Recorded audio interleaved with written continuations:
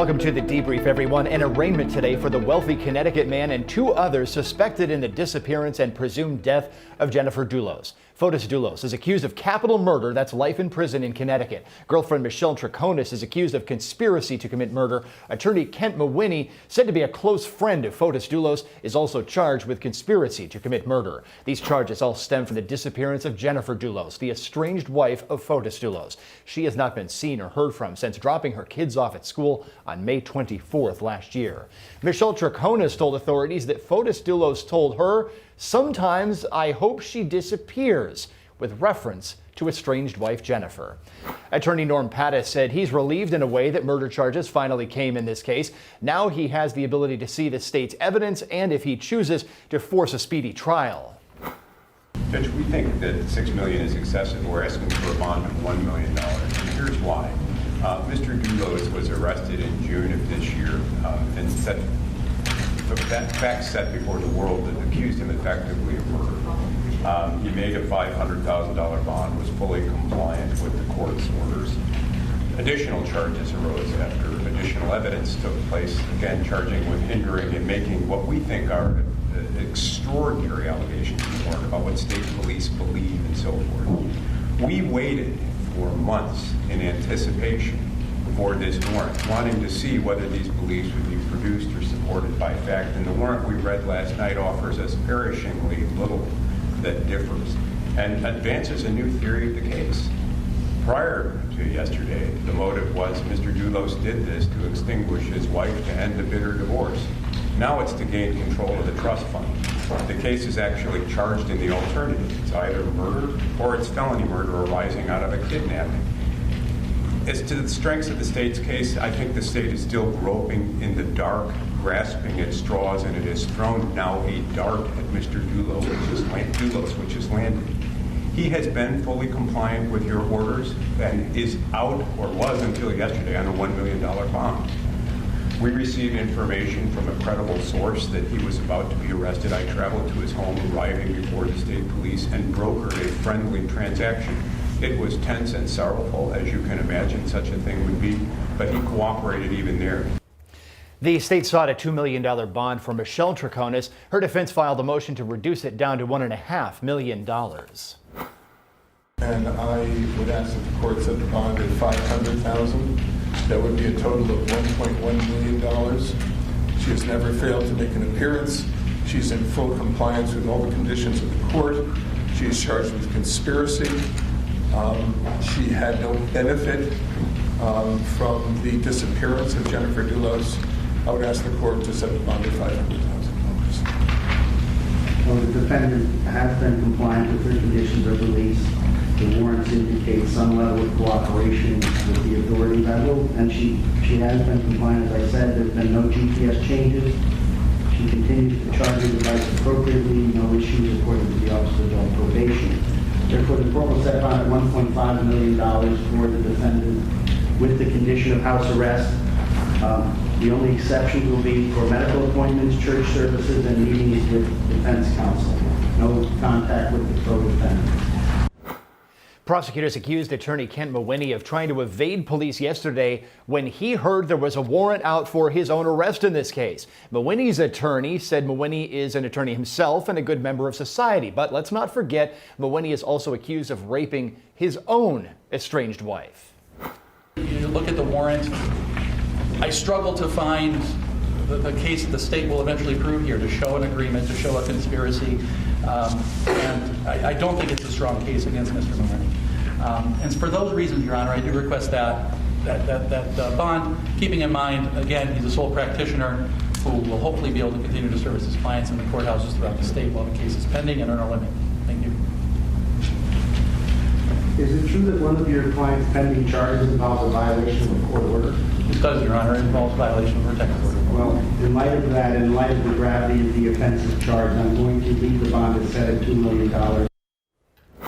With me tonight are attorneys Anna Yum, Stacy Schneider, and Eklund Mercy. So, Eklund, I'll start with you. That attorney we just watched there is accused of digging a hole 6 feet deep in the ground at a gun club, putting grill grates over the top of it, covering that all with a blue tarp, and somewhere in there were 2 unopened bags of lime in it. Is this a gardening experiment, or is it a place to hide remains in the death of Jennifer Dulos. Well, if I was his attorney, it is merely, it was a Halloween trick that he was waiting, to scare children. You are going to try to figure out any other ways for that, because the argument, if the state uses that grave was for the body, then a body would be in it. So I think that the defense has a great argument of corpus delicti, which is the body of the crime. We need the facts and circumstances to constitute that there was a break in the law. They don't have that, especially if you don't have a body. Right now it's just speculation. So it's like a big old game of Clue, oh yeah. So I think he talked about that. I think he said that he wanted his wife to disappear. I know a lot of married men who want their wives to disappear. And then, I think that the state has a really, really big battle to climb. And I think that the defense has a really awesome defense. You sound exactly like what Norm Pattis told me outside court today in that hearing. So, Anna, let me ask you this. Authorities recovered a so-called alibi script written by both Doulos and Troconis, the ex-girlfriend. Michelle Troconis, accused of sticking to the script at first and then changing her story in law enforcement interviews. I think the case against her looks a lot stronger than perhaps we all thought. I'm thinking this might not be a sweetheart deal, assuming there will be plea talks. What do you think, Anna? That's right, Aaron. If the prosecutors can connect these alibi scripts to what Doulos' girlfriend's involvement allegedly was, then I think it's somewhat damning for her. Because if you have these alibi scripts that were, of course, found in the trash, and these alibi scripts are changing, especially in light of how many times she changes her statements to the police and how many inconsistent statements there are, then I think the prosecutor's case gets that much stronger against the girlfriend. But if you compare the girlfriend with the other two co-defendants, then you have to look at the level of involvement and how involved is she. Is she the heavy or not? And if she's not the heavy, then it's about putting pressure to see if she folds. Yeah, exactly. That's exactly what I was going to say there. So let's jump in with this now. Stacey, after court, defense attorney Norm Pattis said he didn't know what happened to Jennifer Dulos. Of course, it's not his job to prove it. But he also said an axe recovered from the home of Fotis Dulos had zero value to the case. He said that if the axe had value, it would have been disposed a long time ago, along with the other things that they're accused of disposing, the defendants are accused of throwing out. I sensed a bit of a shift away, however, from the original statements that Jennifer Dulos was somehow still alive. Do we have a shift here? What's going on? It seems like there's a bit of a shift in the defense tactic by Doulos' lawyer. He is now focusing on what is the evidence against my client, and whatever little evidence that's leaked out through the warrant affidavits and search warrants, he's kind of distancing himself, or distancing his client rather, and making some kind of excuse or reasoning why those items might have been highlighted by law enforcement. So there is a shift away to there's no body, there's no crime. Pattis basically coming up with possible theories here as a defense. Question is, how's it going to work? Those high bail amounts remaining in place against Fotis Dulos. Now let's move on to other cases. Big moves today from the defense in the trial of Harvey Weinstein in New York. Attorneys for the former movie producer are asking the judge there to step down from the case, all over the judge's threat to throw Weinstein in jail for life after the judge found Weinstein using 2 cell phones in court in violation of the rules. The defense says the judge's comment was out of line and shows bias. Weinstein faces the list of charges on your screen right now in this upcoming New York trial. Predatory sexual assault is the most serious charge with a possible life sentence. The first 2 charges on that list relate to the first accuser. The next 3 relate to the second accuser in New York. The defense also had another key request for the judge today. Law&Crime's Jesse Weber has been in the courtroom for us this week. At the New York Supreme Court on day 3 of the Harvey Weinstein trial, the pre-selection process for jurors is continuing, but we saw some excitement earlier on in the morning, and it concerned Gloria Allred. The defense made a motion to kick her out of court. That's right, they wanted her kicked out so that she couldn't attend any of the proceedings. Why? Well, one of the reasons was because it's believed she is going to be called as an impeachment witness, and therefore it's not appropriate to have a witness in this trial sitting in for all of the testimony. It was also the idea here that she represents some of the complaining witnesses, and she could go back and tell them what's been happening during the course of trial. Now, the prosecution made a really good point, saying that, well, if that's the case, then let's kick out all the media because they're reporting on what happens on the trial day in on day out. Ultimately, the judge said that Gloria Allred can stay, and even if she observes the trial, even if she is called as a witness, it's not a very big deal, and therefore she will stay and ultimately continue to give Harvey Weinstein a cold stare, which is something that I observed in court yesterday. She was sitting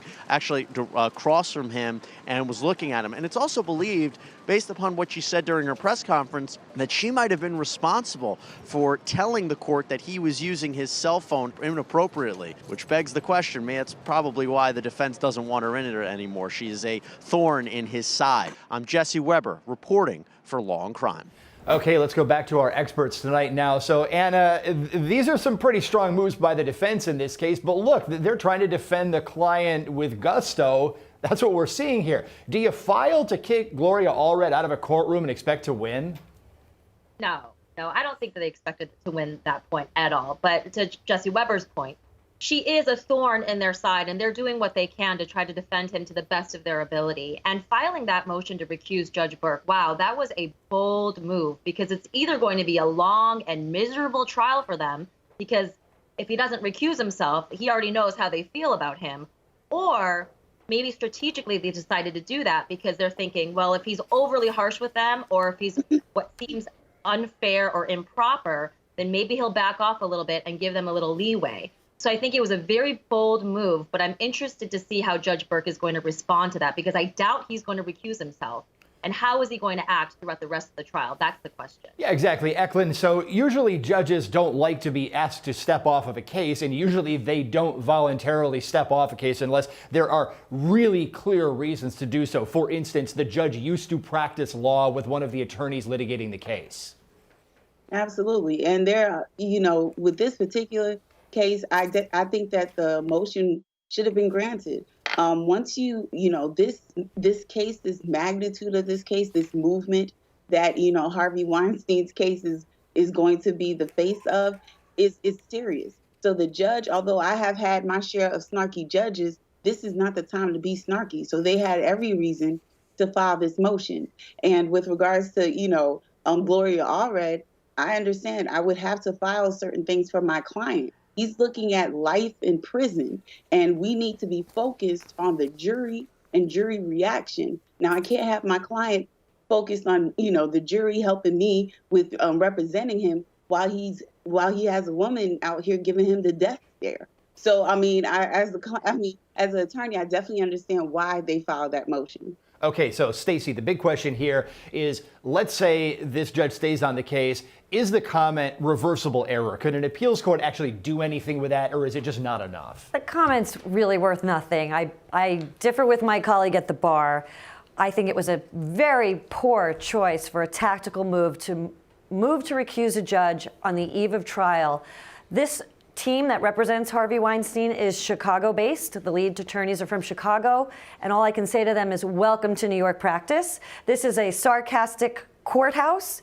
The judges are tough. They speak their minds, and I say to them, get over it. You're being crybabies to file a motion to recuse a judge. It was never going to get granted. If you know anything about Judge Burke, he has a very sarcastic demeanor at times, but he's also known as a very fair and impartial judge. And to make a motion like that, you should have known that it wasn't going to survive, and it's just too petty of an item. Other than a straight out conflict that the judge would have with the defendant, don't do something like that. Good opinions here from the panel tonight. A Texas woman, meanwhile, is accused of kidnapping a mother, and she is also accused now of hatching an elaborate plan to pass the mother's baby off as her own. Investigators last month found infant Margot Carey, along with the dead body of mother Heidi Broussard, at a home near Austin. The defendant and the mother used to be friends, and both were thought to have been pregnant at the same time. According to new court documents, Firamuska, the defendant there, claimed to have given birth days before Broussard's death, but there's no evidence that's actually true. Firamuska's boyfriend told the police that the missing poster for the baby showed the baby Firamuska had in their home. One of the men, meanwhile, accused of killing a Georgia beauty queen in 2005 has lost yet another appeal. Ryan Duke is charged with murder and other offenses in the death of 30-year-old teacher Tara Grinstead. A Georgia court ruled the state doesn't have to pay for Duke's defense to hire outside investigators. The court said that Duke's defense took the case for free and cannot pick and choose which state-provided services he can receive. And still ahead here on The Debrief, testimony from medical experts in the trial of an Ohio mother and father accused of murdering their baby who was born hooked on drugs. We break down the testimony and the legal tactics after these words.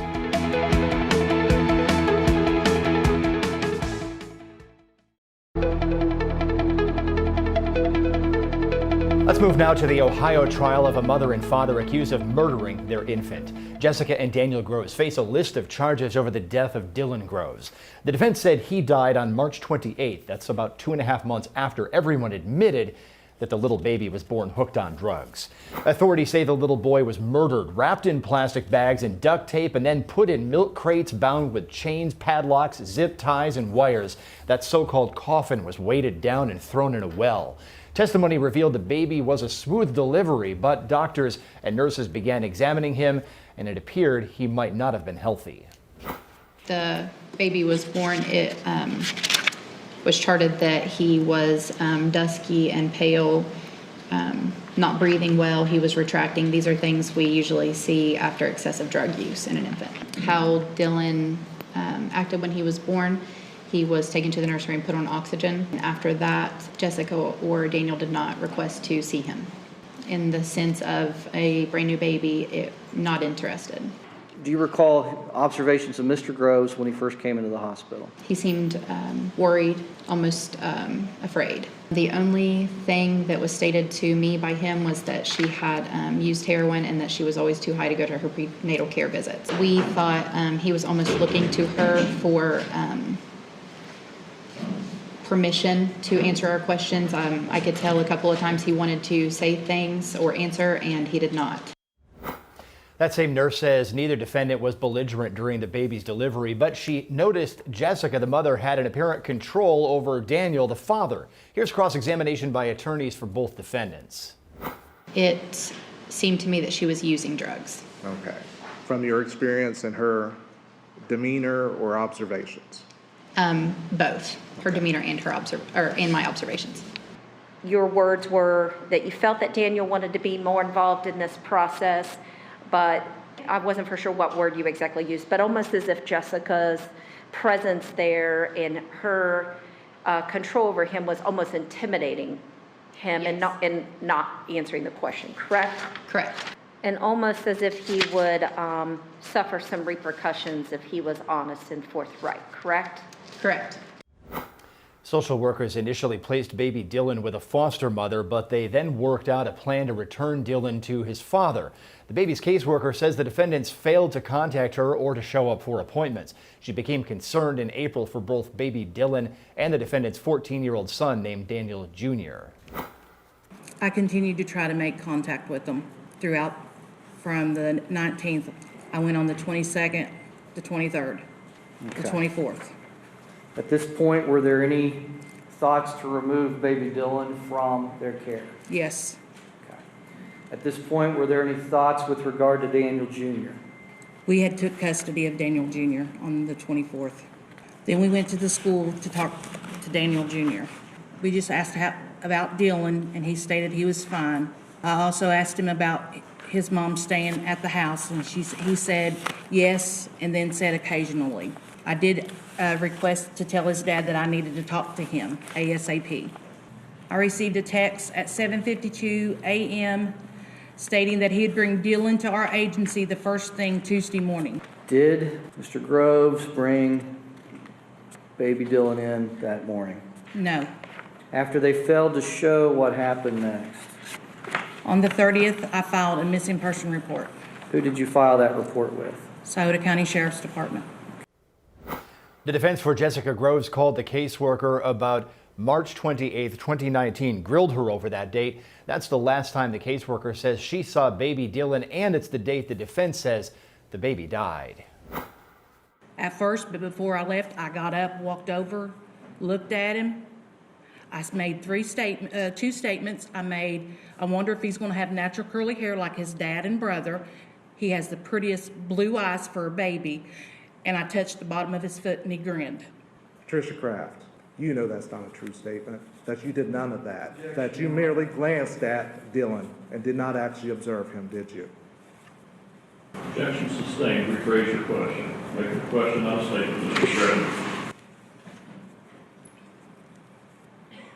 I think it's curious that you make the statement that you heard him make no sounds, no crying noises or anything, did you? Not while I was visiting. Okay. Mrs. Kraft, do you think you did your job to the best of your ability? Yes, I did it within the law. The only thing I didn't do was bust the door down to find that baby. Let's jump back in with the panel now. Anna Yum, I'll start with you. A lot of people are saying this is a social services caseworker failure, but she defended herself on the stand there. Yes, she did, and she defended herself to the best that she could. And that last question that the defense attorney asked her, I didn't understand where he was going with that, but she has to. What other decision can she say? I mean, they gave the baby back after 12 days. She has to say that the baby was okay, that the family was okay. There's only so much she can say given these facts, and I think those are the questions that the jury's going to wonder. Why was the baby given back so fast? So, Eklund, here, look, I mean, we've got the defense attorney seemingly attacking that witness, saying, in essence, without saying it, that this is a social services failure. But that same defense attorney was the one up there during opening saying the mother is going to take responsibility for this right here, right now. Did he lose credibility with the jury?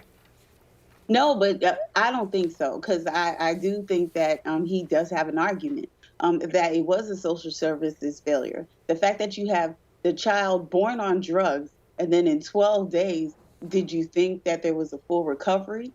Jennifer and I do believe Daniel are married. They're married. So we don't have proof. That means that they're going to be together. So if you give it to the father, you essentially give it to the mom. And then, like, there was no plan for reunification. Do we have a negative drug screen before you just hand over children? So I do believe that the defense is doing a great job at attacking the caseworker. I would do the same thing. And Stacey, quickly here in the remaining time we have, if you're the prosecutor, do you ride with the defense theory that the mother is the killer and drop the top charges against the father, or do you go full throttle after both? Depending on what the prosecution has on the father, I think it makes their job a lot easier that the defense attorney has a defense where they're taking responsibility and assuming proof on some of those charges. We got to wrap things up here. Thanks a lot to the panelists. Great discussions here tonight. Good insight into our cases. We'll be back here live on The Debrief at 5 o'clock with our recap of the day in court.